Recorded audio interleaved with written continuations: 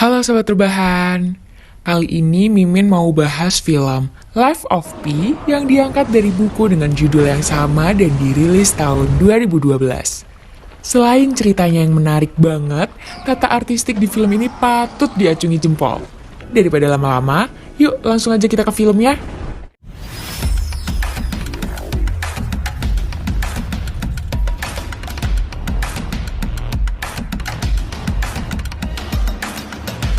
Awali dengan kedatangan seorang penulis asal Kanada bernama Ian Martel di sebuah rumah seorang pria India, Pi. Penulis itu meminta Pi untuk menceritakan kisah hidupnya yang dikenal menarik, lalu ia akan menulisnya menjadi sebuah buku. Awalnya, ayah Pi memberinya nama Piscine Molitor yang diambil dari sebuah nama kolam renang terbagus di Prancis. Pada saat di sekolah menengah, ia mengubah namanya menjadi Pi karena sering diejek dengan teman-temannya. Ayah Pi memiliki sebuah hotel dan kebun binatang lokal. Tak jauh beda dengan ibunya yang suka sekali menanam dan menjadi ahli tanaman di beberapa kebun. Pi dibesarkan sebagai seorang Hindu yang vegetarian. Namun saat usianya 12 tahun, dia diperkenalkan dengan agama lain yaitu Kristen dan Islam. Lalu ia memutuskan untuk menganut ketiga agama tersebut. Ibu dan ayahnya menasihati Pi untuk memegang teguh pada salah satu keyakinannya dan mulai berpikir secara rasional.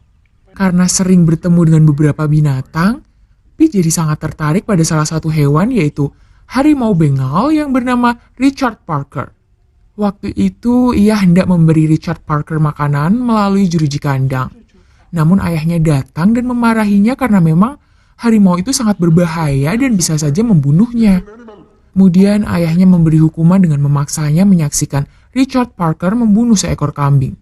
Hal itu juga untuk membuktikan kepada Pi bahwa binatang itu berbahaya. Pada saat usia Pi 16 tahun, ia diminta ibunya untuk belajar musik. Setelah itu, Pi menjadi pemain musik di kelas tari. Di sana, ia bertemu dengan perempuan pujaan hatinya yang bernama Anandi. Semakin lama, ia semakin dekat dengan Pi dan menghabiskan waktu bersama. Namun, saat sedang sayang-sayangnya, ayah Pi mengajaknya pindah ke Kanada untuk menetap di sana dan memutuskan untuk menjual seluruh hewan di kebun binatangnya. Kemudian, Pi dan keluarganya pergi ke Kanada dengan membawa seluruh hewan di kebun binatang dan menumpang kapal Jepang bernama Simsam. Saat di perjalanan, kapal tersebut diterjang badai dan Pi harus diangkut ke perahu kecil sendirian. Ia terpaksa harus berpisah dengan keluarganya. Setelah itu, zebra yang ikut jatuh dari kapal melompat dan masuk ke atas kapal bersama Pi. Ia sangat sedih ketika melihat kapal yang mengangkut keluarganya tenggelam. Kemudian tiba-tiba, seekor harimau Richard Parker ikut melompat ke atas kapalnya. Pi berusaha mencegah karena ia merasa takut, namun harimau itu tetap saja naik. Keesokan paginya, seekor orangutan dan hiena yang selamat ikut bergabung dan naik ke atas perahu Pi. Namun, hiena itu membunuh zebra dan orangutan hingga tewas. Seketika Pi marah dan mencoba menggertaknya, namun tiba-tiba Richard Parker muncul dari bawah terpal dan lebih dulu menyerang hiena itu. Setelah itu Richard Parker menyerang Pi juga, namun tidak sampai tewas. Pi mengalihkan perhatiannya dengan melempar seekor tikus ke mulutnya. Karena sangat ketakutan, Pi memutuskan untuk loncat ke pelampung yang ia lempar keluar perahu. Kemudian, harimau itu pun kembali masuk ke dalam terpal selama beberapa hari. Pi menulis di secarik kertas bahwa dirinya sedang terapung di lautan lepas bersama seekor harimau. Kemudian, kertas tadi ia masukkan ke dalam kaleng dan dihanyutkan ke lautan. Berharap ada seseorang yang menemukannya lalu memberikan bantuan. Hari-hari dilewati Pi dengan membaca buku panduan survival yang dia dapat dari kotak persediaan. Di buku itu tertulis langkah-langkah yang harus dilakukan saat terdampar di lautan lepas dengan binatang buas. Ia segera mempraktikkan buku panduan tersebut. Dan tentu saja praktiknya tidak berjalan semulus teori dalam buku. Karena khawatir akan menjadi santapan terakhir Richard, Pi mulai mencari cara untuk memberinya makan dengan belajar memancing. Ia merekatkan remahan biskuit ke kail dengan menggunakan ludah untuk dijadikan umpan agar ikan-ikan keluar. Berhubung Pi tidak begitu tahu bagaimana caranya memancing, tidak ada satupun ikan yang mendekati kailnya. Namun beberapa saat kemudian, Richard Parker kegirangan menyaksikan ada banyak sekali ikan di sekitar perahunya. Saking gak sabarnya, Richard langsung lompat ke laut untuk berburu ikan-ikan tersebut. Melihat hal itu, Pi mengeluarkan senyum pertamanya sejak ia selamat. Tapi tak lama, karena sedetik kemudian, Richard justru mengubah haluannya ke arah Pi. Pi yang ketakutan bergegas mendekatkan skocinya ke atas perahu, lalu melompat masuk ke dalam. Sementara Richard masih berada di lautan karena tidak bisa naik ke perahu. Saat itulah, Pi berniat untuk memotong tali yang dijadikan tumpuan Richard dan membiarkannya tenggelam. Tapi ia berubah pikiran karena tak tega melihat wajah harimau itu. Pi pun mencari cara untuk membantu Richard naik ke perahu. Hingga akhirnya, saat hari mulai gelap, Pi mendapatkan sebuah ide. Ia mengisi skocinya dengan seluruh perbekalan yang tersisa dan kembali melemparkannya ke lautan. Sementara Richard dibantu naik menggunakan tangga yang dirakit olehnya. Segera setelah tangga itu dilemparkan ke arah Richard, Pi melompat naik ke atas skoci. Saat pagi tiba, Pi masih terus berburu ikan menggunakan jaring. Ia berhasil mendapatkan seekor ikan hijau besar yang langsung ia berikan kepada Richard. Tak lupa, ia berterima kasih karena Dewa Wisnu telah membantunya dalam wujud ikan. Nah, di malam harinya nih, muncul pemandangan yang luar biasa indah. Permukaan laut dihiasi cahaya berwarna biru yang ternyata berasal dari ribuan ubur-ubur kecil dan juga plankton. Ketika Pi sedang bermain air menikmati pemandangan yang tak biasa itu, tiba-tiba muncul seekor paus berukuran sangat besar melompat ke udara dan jatuh berdebam kembali ke laut hingga gelombangnya membalik skoci dan menjatuhkan Pi serta sisa perbekalan ke dalam air. Kini, bekal yang dibawa olehnya telah lenyap. Namun tiba-tiba, muncul ribuan ikan terbang yang bermigrasi melewati perahu Pi dan Richard Parker.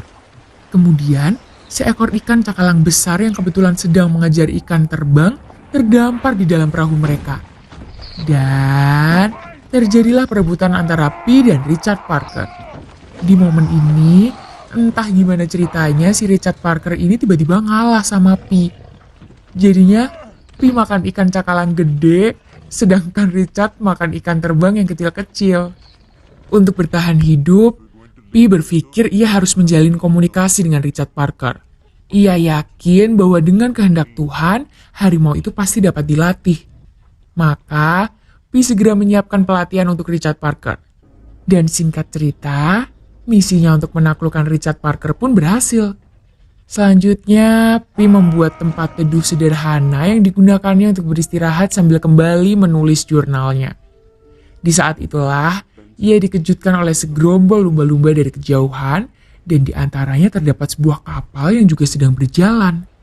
Ia segera menembakkan flare gun untuk memberi tanda kepada kapal tersebut. Namun sayangnya, kapal itu tidak melihat keberadaan Pi dan terus berjalan menjauh. Nggak habis sampai di situ aja sobat rebahan. Cobaan yang dialami Pi dan Richard Parker ini terus-terusan datang. Cobaan kali ini disponsori oleh awan tinggi berbentuk jamur yang menandakan akan terjadi badai besar. Walaupun sudah mempersiapkan diri, tapi ombak yang sangat besar itu menerjang dan mengombang-ambingkan perahu kecil mereka. Pi mengaitkan tubuhnya dengan tali yang terhubung dengan perahu. Ia pasrah jika harus mati karena badai besar itu. Kemudian, ia mengajak Richard untuk keluar dan menikmati badai luar biasa pemberian Tuhan. Mereka berdua bersusah payah melewati badai itu. Nah, momen inilah yang akhirnya membuat Pi dan Richard semakin dekat. Singkat cerita, badai dahsyat itu pun telah berlalu. Pi terbangun dari tidurnya dengan badan lemas yang tak bertenaga. Dari matanya yang sayu itu, ia melihat pohon-pohon rindang di tempat perahunya bersandar. Pi segera melompat turun dengan sisa-sisa tenaga yang dia punya. Dan begitu sampai di bawah, Pi segera memakan tumbuhan serta akar pohon yang ada di pulau tersebut. Setelah tenaganya pulih, ia memutuskan untuk berjalan menjelajah pulau. Ternyata di tengah pulau tersebut terdapat ribuan meerkat yang mengerumuni kolam berisi air tawar. Tentu saja Pi menjadi kegirangan setengah mati karena akhirnya setelah sekian lama ia menemukan air tawar. Ia pun berenang, membersihkan diri dan minum air sepuasnya di sana. Sama halnya dengan Pi, Richard juga sangat senang karena bisa makan meerkat itu sebanyak yang ia mau. Saat matahari mulai turun, Pi merakit selimut yang ia bawa dari perahu ke cabang pohon untuk kemudian dijadikan tempat istirahatnya. Namun, ia merasa ada yang aneh dari pulau tersebut. Karena ketika hari gelap, para Meerkat berdesak-desakan naik ke atas pohon seolah ada sesuatu mengerikan yang mengancam mereka. Benar saja, saat Pi terbangun dari tidurnya di malam hari, ia mendapati pulau itu mengeluarkan cahaya. Di bawahnya, terlihat ikan-ikan yang muncul dari dasar laut tersedot ke kolam dan perlahan hancur. Rupanya, kolam tersebut merupakan organisme karnivora raksasa yang menyediakan air tawar saat pagi, namun ketika malam tiba, ia berubah menjadi asam dan mencerna apapun yang ada di dalamnya. Ih, serem banget ya. Pulau itu memberikan segalanya di siang hari, tapi saat malam semuanya diambil. Maka keesokan harinya, setelah mengambil persediaan makanan untuknya dan Richard, ia mengambil Richard lalu memutuskan untuk kembali berlayar meninggalkan pulau itu. Singkat cerita, akhirnya mereka tiba di pantai Meksiko. Pi telah kehilangan seluruh kekuatannya dan kini ia sangat lemah. Susah payah ia mencapai bibir pantai hingga akhirnya jatuh di atas pasir. Beberapa saat kemudian, Richard Parker melompati tubuhnya yang sudah tidak berdaya itu. Ia berjalan menuju sebuah hutan dan ketika sampai di tepi hutan, harimau itu berhenti. Pi yakin dia akan berbalik ke arahnya untuk mengucapkan selamat tinggal. Tapi ia salah, karena Richard Parker meninggalkannya begitu saja. Nah, momen tersebut merupakan momen terakhir Pi melihat Richard Parker. Pi menangis sejadi-jadinya ketika penduduk setempat membawanya ke rumah sakit. Bukan karena selamat, tapi karena Richard Parker meninggalkannya begitu saja dan membuat hatinya patah. Pi mengingat masa lalu itu hingga meneteskan air mata. Ia menjelaskan kepada Ian Martell bahwa ia menyesal karena tidak sempat mengucapkan selamat tinggal pada setiap perpisahan yang terjadi dalam hidupnya. Kemudian, ia melanjutkan ceritanya ketika dua orang utusan kapal dari Jepang datang untuk mewawancarainya. Namun, Pi justru menceritakan kisah yang berbeda, di mana kisah ini membuat dua agen asuransi tersebut pergi tanpa menanyai Pi lebih jauh karena tak percaya dengan ceritanya. Nah, di akhir film ini, Pi menanyakan kepada Ian Martell cerita mana yang lebih ia sukai. Ian Martell menjawab cerita pertama yang ada harimaunya. Dan ditanggapi oleh Pi, terima kasih, dan begitulah dengan Tuhan. Ya, bingung ya sama ending filmnya. Apa sih maksudnya? Makanya Sobat Rebahan, jangan lupa nonton full movie-nya ya. Biar ngerasain sensasinya dan siapa tahu bisa menjawab apa maksud dari ending film Life of Pi ini. Seperti biasa, jangan lupa buat klik lonceng notifikasinya biar Sobat Rebahan selalu update dan gak ketinggalan video terbaru dari Arena Film. Dadah!